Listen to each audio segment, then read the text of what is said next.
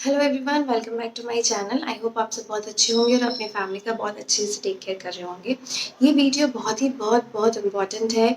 जो ladies second trimesters में हैं उनको ये जानने की बहुत ज़रूरत है कि ऐसी कौन कौन सी चीज़ें हैं जिनका उनको ध्यान रखना है खास। अगर वो ध्यान नहीं रखेंगे तो it will lead to gestational diabetes उनको हो जाएगा उनकी प्रेगनेंसी में, और ये बहुत ही खराब गंदा होगा। जब आप सेकेंड ट्राइमेस्टर में अपनी एंटर करते हो तो आपकी बॉडी में बहुत चेंजेस होते हैं।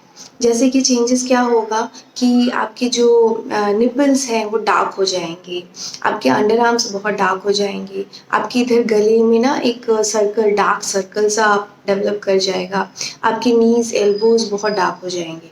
सो these all are the hormonal changes जिससे लेडीज जो है अपने सेकेंड ट्राइमेस्टर में गो थ्रू करती है। तो इसमें कोई घबराने वाली बात नहीं है। जब आपकी प्रेगनेंसी ख़त्म हो जाती है तो धीरे धीरे समय के साथ साथ ये सब चीज़ें ठीक हो जाती हैं। मेरी तो कॉम्प्लेक्शन भी बहुत डाउन हो गई थी, तो सब कह रहे थे, मेरी मदर इन लॉ कह रहे थे कि बेटा होगा बेटा होगा, बट ऐसा कुछ भी नहीं हुआ, मुझे बेटी हुई। ये सब चीज़ों से बेटा होगा बेटी होगा ये कोई इम्पैक्ट नहीं करता है, लेकिन आपको घबराने की ज़रूरत नहीं है। Now the second important thing is आपको अपने ब्रेस्ट को मसाज करना है। आपको नीचे की तरफ अपने ब्रेस्ट को मसाज करना है सो दैट जो ब्लड सर्कुलेशन है और जो मिल्क का डेवलपमेंट हो रहा है अंदर ही अंदर वो अच्छे से हो। आपको अपने निपल्स को थोड़े बाहर की तरफ खींचना है। ये सारी चीज़ें जो हैं आपको आपकी गायनेक बताएगी, तो आपको अपने हस्बैंड के साथ जाना है और एक प्रॉपर सेशन अपने गायनेक से लेना है कि क्या क्या चीज़ें होती है वो खुद बताएंगी। ये सब चीज़ें आपको सेकेंड ट्राइमेस्टर से ही शुरू कर देना है।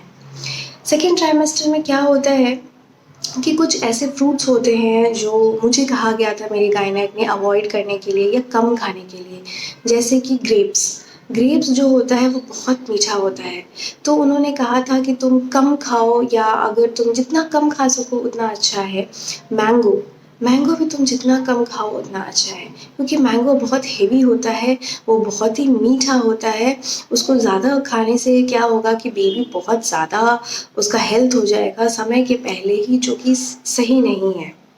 तो इसीलिए मैं ये दो चीज़ें जो थी बेसिकली बहुत ही कम खाया करती थी।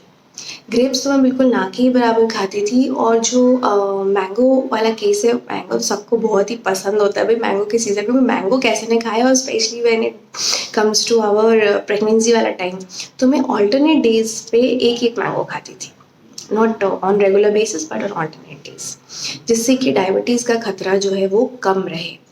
और मैं ये भी करती थी, मैं पर्सनली, मैं और मेरे हस्बैंड क्या करते थे कि हम लोग डायबिटीज़ का चेक कराते रहते थे कि क्या किस लेवल पे बढ़ा रहा है, बढ़ तो नहीं गया या कम तो नहीं गया, सो दैट हम जो वो गेस्टेशनल डायबिटीज़ है वो अपनी बचा के रखें, वो हमें हो ही नहीं। तो हमने इस पे बहुत ध्यान दिया था, खासकर मेरे हस्बैंड ने, क्योंकि मैं थोड़ा फ्रूट्स वगैरह ज़्यादा खाती थी। कोई कोई एप्पल भी होता था जो बहुत मीठा हो जाता था, तो एक डर सा रहता था।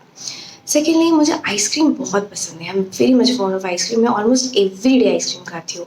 लेकिन जब मेरी प्रेगनेंसी थी तो मुझे गायनेक ने बताया था डायबिटीज़ के बारे में, तो मैंने आइसक्रीम बहुत ही कम कर दिया था। इट वॉज़ लाइक मैं हफ्ते में एक आइसक्रीम खाती थी, या तो कभी कभी वो भी नहीं खाती थी। तो इसीलिए जो भी चीज़ जो बहुत ही ज़्यादा शुगरी है, जो बहुत ही ज़्यादा तेल मसाले टाइप की चीज़ें हैं, वो सब चीज़ें आप मत ही खाइए, आप अवॉइड ही कीजिए।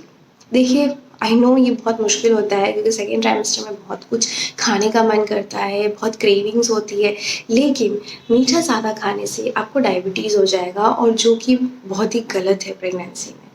तो इन सब चीज़ों का हमें थोड़ा ध्यान तो रखना ही पड़ेगा।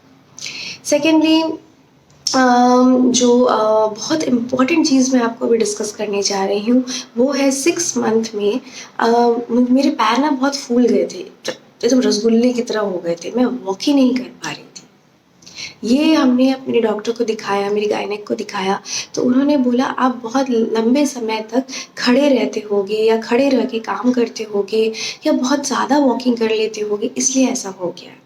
इसमें क्या होता है कि जितने भी हार्मोन्स होते हैं वो पैर के चले जाते हैं, फुट पे हमारे चले जाते हैं, जिससे कि पैर जो है वो फूल जाता है। जब मुझे ये चीज़ें हुई, मैं इमीडिएटली अपने गायनेक के पास गई, उन्होंने चेक किया। हालांकि कुछ प्रॉब्लम नहीं था, कोई पेन वेन नहीं था, मेरे पैर फूल गए थे तो, लेकिन उन्होंने मेरा इमीडिएट अल्ट्रासाउंड कर दिया था। उनको ऐसा लग रहा था कि शायद कहीं यूट्रस में स्वेलिंग तो नहीं आ गई है। तो इसीलिए बहुत कुछ भी ऐसा प्रेगनेंसी में जो नॉर्मल से अनयूजुअल हो रहा है, आपको तुरंत और उसी समय अपने गायनेक को कंसल्ट करना है। वेदर कंसल्टिंग से ट्रीटमेंट दे सकते हैं। तो जब मैं उनके पास गई, उन्होंने मेरा अल्ट्रासाउंड लिख दिया। अल्ट्रासाउंड में कुछ नहीं निकला, सब कुछ नॉर्मल था, लेकिन उन्होंने मुझे सॉल्ट खाने से मना कर दिया। उन्होंने कहा तुम सॉल्ट मत खाओ, इवन पिंक सॉल्ट भी नहीं, क्योंकि उससे पानी जो है वो नीचे जमा होते जाता है, इसलिए तुमको बिल्कुल भी नहीं खाना है नमक। तो मैंने नमक खाना बंद कर दिया। मैं खाती थी लेकिन बहुत कम, नेग्लिजिबल टाइप्स। फिर सेकेंडली, जब मैं सोती थी तो मैं तकिए पे पैर रख के सोती थी, जिससे कि ब्लड फ्लो जो है पूरी बॉडी में एक लेवल में बना रहे। ऐसा नहीं कि पैर है तो बहुत नीचे चला गया, ऐसा नहीं है। तो ये सब चीज़ें जो है वो आपको बहुत ध्यान रखनी पड़ेगी। बहुत इम्पॉर्टेंट है 6 मंथ में खासकर अपना ध्यान बहुत अच्छे से रखना, क्योंकि 6 मंथ में बेबी थोड़ा बड़ा हो जाता है, हमारा पेट थोड़ा बाहर आ जाता है, थोड़ा सा उठने बैठने में दिक्कत होती है। बहुत झटका हमें नहीं लेना, एकदम से हमें नहीं उठना, धीरे धीरे करके हमें सब कुछ करना है। जब मेरा 6 मंथ था तो हमारे घर में गेस्टिंग थोड़ी ज़्यादा होने लग गई थी, कुछ फ्रेंड्स लोगों का, कुछ ऐसा। तो मैं बहुत लंबे लंबे समय तक पैर लटका के रहती थी, जिससे भी मेरा पैर फूल जाता था, मुझे बहुत प्रॉब्लम होती थी। लेकिन अब गेस्ट आए हुए हैं घर में तो आप हमेशा रूम में तो नहीं रह सकते हो। तो ये सब चीज़ें मुझे धीरे धीरे पता चली। जब बहुत ज़्यादा हो गया तो मेरी डॉक्टर ने, मेरी गायनेक ने मुझे बेड रेस्ट लिख दिया, और फिर उन्होंने मुझे बहुत डांटा भी कि you are not taking care of yourself properly. तो फिर बुरा तो लगता है, ऐसा तो नहीं है, लेकिन ठीक है, अब करना तो पड़ेगा। कुछ लोगों का ये कहना होता है कि जब तुम 6 मंथ में होते हो या तुम सेकेंड ट्राइमेस्टर में होते हो, बेबी बड़ा हो जाता है, तो तुमको 2 लोगों का खाना खाने की ज़रूरत है। ऐसा बिल्कुल भी नहीं है, ऐसे बेब को भी बिल्कुल भी मत कीजिएगा। आप ओवर ईटिंग अगर कर लेते हैं तो आपका पेट जो है बहुत फूल जाएगा, आपको ब्लॉटिंग होगा, आप मूव नहीं कर सकते हो, आप बहुत परेशान से रहोगे। बेबी है अंदर में, बहुत चीज़ें होती हैं। इसलिए हमेशा जो आप जितना खाते हो आप उतना खाओ, लेकिन न्यूट्रिशंस ज़्यादा लेके खाओ। ज़्यादा सलाद खाओ, ग्रीन लीफी वेजिटेबल्स खाओ। 2 रोटी खा रहे हो तो 1 रोटी ज़्यादा कर दिया। तो इस तरीके से आपको खाना अपना बना के रखना है। कोई कुछ भी कहे, बॉडी आपकी है, बेबी आपका है। हम लोग एक पढ़े लिखे लोग हैं, जो कुछ अगर किसी भी चीज़ में हमारे पास नॉलेज नहीं है तो हम तुरंत गूगल कर लेते हैं, हम उसे देखते हैं, उसे समझते हैं। अब जो हमारे पेरेंट्स हैं, जो कि मेरी मम्मी है, मेरी मदर इन लॉ है, वो बहुत ही ओल्ड टाइप का है। वो मुझे कहते थे कि तुम स्प्राउट्स खाओ, तुम चना और मूंग को जो है रात में फुला दो और वो थोड़ा अंकुर आ जाए तो उसको खाओ। It is a very good source of protein. लेकिन मुझसे वो खाया नहीं जाता था, तो मुझे डांट भी बहुत पड़ती थी। लेकिन अब क्या किया जाए, जो खाया जाएगा वही आदमी खाएगा ना।